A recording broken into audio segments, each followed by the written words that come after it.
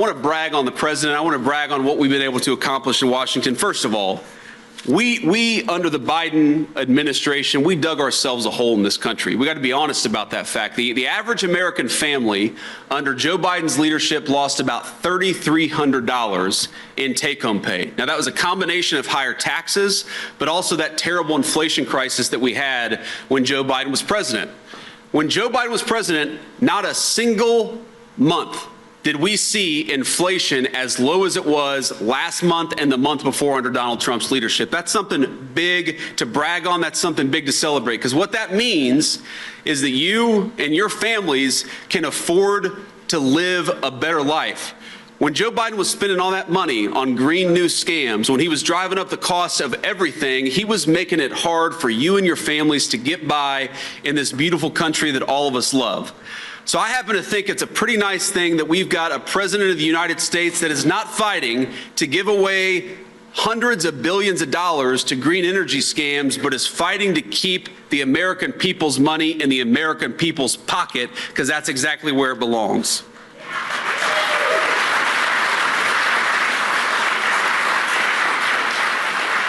But what we've seen in about a year and a month, I guess, of President Trump's leadership is that the average American family, while they lost $3,200 when Biden was president, they've gained about $1,300 while Donald Trump was president. Now, that's dollars and cents. Now, there's a good news and a bad news to that. The good news is that means you're $1,300 richer than you were about a year ago. That's what we're fighting for. That's what we care the most about, is your prosperity. The bad news is we are still going to dig ourselves out of that hole that Joe Biden put us in. I think the best way to confront this problem is to be honest about it. And we all know Joe Biden put us in a big hole. So to the Democrats who talk about affordability a lot of the time, why don't you look yourselves in the mirror? Because the president who caused an affordability crisis was Joe Biden, and the president who has made the American people $1,300 richer is Donald J. Trump.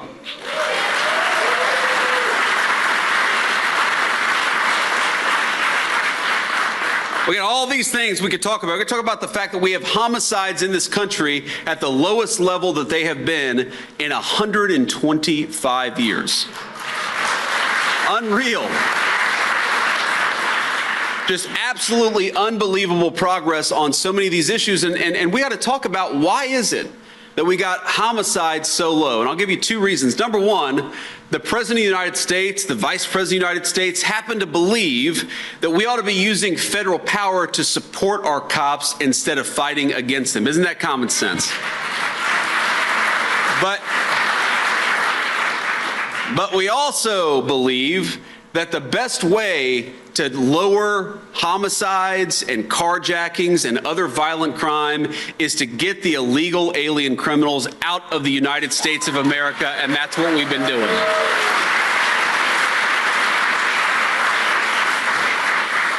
And I just can't get over the fact that Democrats are so passionate about defending the rights of illegal aliens over American citizens. It is the one thing that will get the Democrats really fired up. A few weeks ago, we had the State of the Union address. And like the Speaker of the House, I'm one of the people who has a very unique perspective into the State of the Union, because I'm sitting directly behind the President of the United States. And maybe my favorite point in that whole speech is when and he actually added this line towards the end of the day before he gave the speech, but where he says, I'm going to say something, and I want you to stand up and applaud if you agree with it.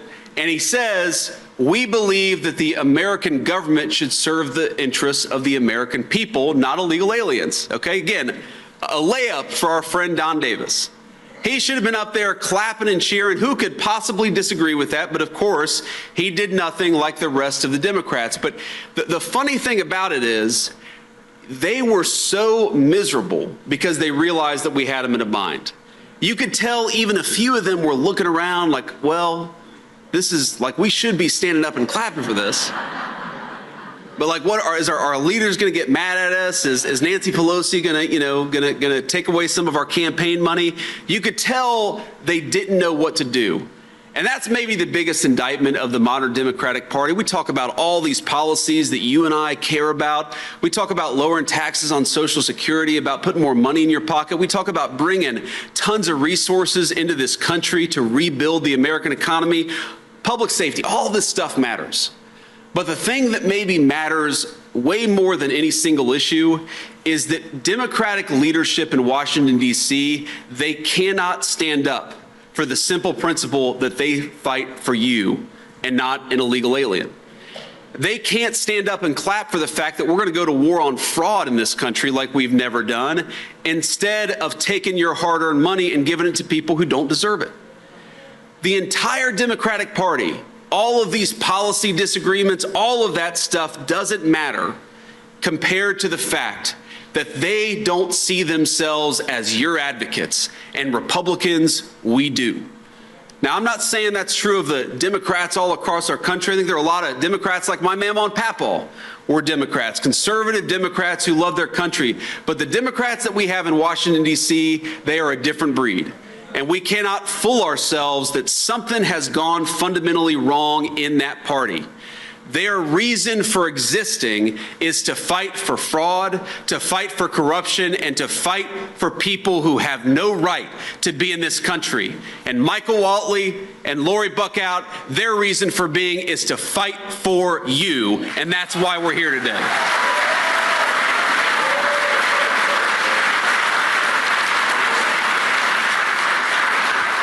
Now, I have just a couple final thoughts, and I'll take a few questions from the media, and then we'll have to get on the road. So one final thought is, and Kelly knows this, Michael Whatley knows this. By the way, I forgot to say thank you to our great SBA administrator, Kelly Loeffler. Thank you, Kelly, for everything that you're doing. Kelly has already identified hundreds of millions of dollars of fraudulent payments and has cut that stuff out of our system. I think it'll be billions by the end of the year. She is fighting for you every single day, like all of us are trying to do in the Trump administration.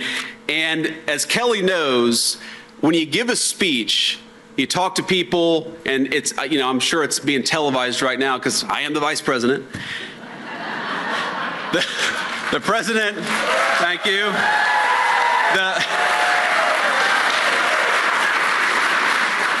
But the president always called me, and he'll always say, like, she talked about coal earlier. You know, I've talked so many times about ending the war on coal. We've got great coal resources. And I'll come off stage and think I did a great job. And the president will call me and say, JD, did a great job, great speech, but it's not coal. It's clean, beautiful coal. So for the president, you got to know, his strong political advice is it's not coal anymore. It is clean, beautiful coal. But I actually was with the president earlier today in the Oval Office. We were talking about, you know, a lot of issues that are going on. And he said, JD, tell the people in North Carolina two things. And I almost forgot this, and I was going to get in trouble. I was going to get one of those phone calls, Kelly. But the president said, tell the people in North Carolina two things. First of all, tell them I love them, and we're going to be with them every single step of the way. That was the first message from the president, so I've now delivered that.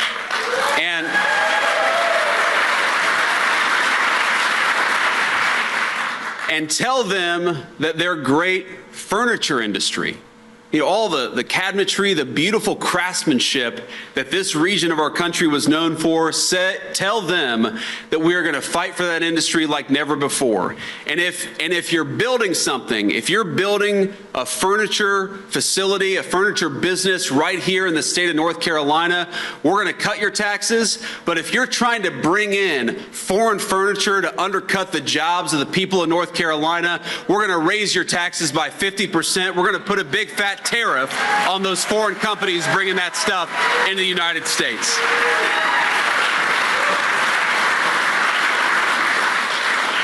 So, Mr. President, I've delivered that message too. I hope I get an A+ on this particular speech.